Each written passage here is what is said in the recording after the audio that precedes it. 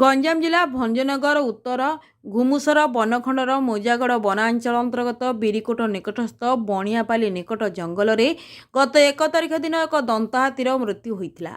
ଏ ଘଟଣାର ତଦନ୍ତ ସମୟରେ ଗୁଳିମାଡ଼ରେ ହାତୀଟିର ମୃତ୍ୟୁ ହୋଇଥିବା ବେଳେ ତାର ବୟସ ପ୍ରାୟ 15 ବର୍ଷ ହେବ ବୋଲି ଜଣାପଡ଼ିଥିଲା।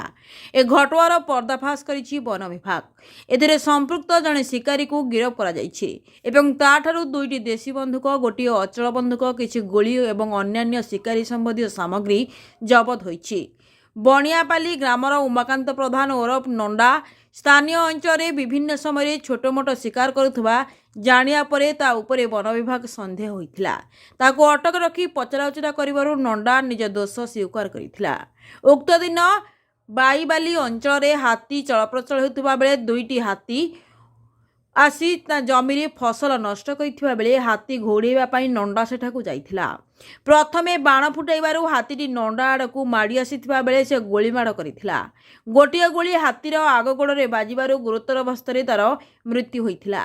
ଉକ୍ତ ବନ୍ଧୁକକୁ ନେଇ ନଣ୍ଡା ଗ୍ରାମଠାରୁ କିଛି ଦୂରରେ ଥିବା ଜଙ୍ଗଲରେ ଲୁଚାଇ ରଖିଥିଲା।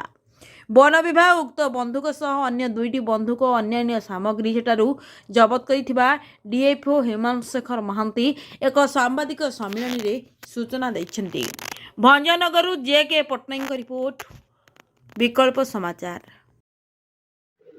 ସାର୍ କ'ଣ ରହିଛି ଆଜିର ପ୍ରେସ୍ ମିଟ୍ର କ'ଣ ସାର୍ ବିଷୟ ଉପରେ ଆଜି नहीं आमर गत शनिवार दिन गोटे हाथी मृत्यु रिपोर्टिंग होता गोटे आमर सब आडल्ट टस्कर से मृत्यु परिप्रेक्षी रे आमर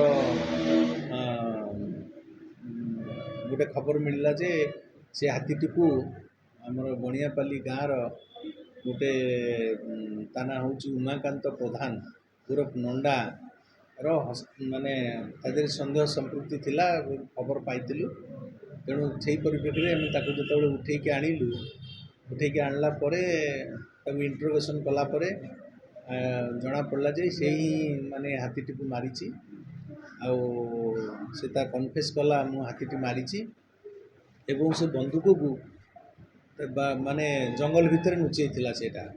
तेणु आम पुणी नहीं कि जंगल को जाई से बणियापाली पाख निकटस्थ ता घर टू 200-250 मीटर दूर रे गोटे गछ मूले लुचेकी कभर करके रखी से बंदूक 3टी बंदूक से रिकवरी है। 2टी एक्टिव अच्छी आ गोटे भंगा डैमेज बंदूकटा बहुत पुराना बंदूकटा। तेणु से बंदूक रखेनी घरे रखेनी लुचेकी रखे एवं तार आम जहाँ हिस्ट्री शुणिलु जे सी गोटे छोटकाटिया शिकारी बारहा हरिण फरिण शिकार करी से निकटस्थ मार्केट में बिकाबिकी करे। जेहेतु यहाँ ता बिल को आसीला हाथी पलि आसते आमर से दिन गुरुवार दिन आमर हाथीर मूवमेंट थिला आमर बाईबाली कंपार्टमेंट नंबर 6 रे थिला। से 2टी हाथी आमर ता खेत को आसते बेले सी प्रथम जाइला फायर क्रैकर ता संगे नहीं से प्रथम फायर क्रैकर मारिला हाथी को मारिला।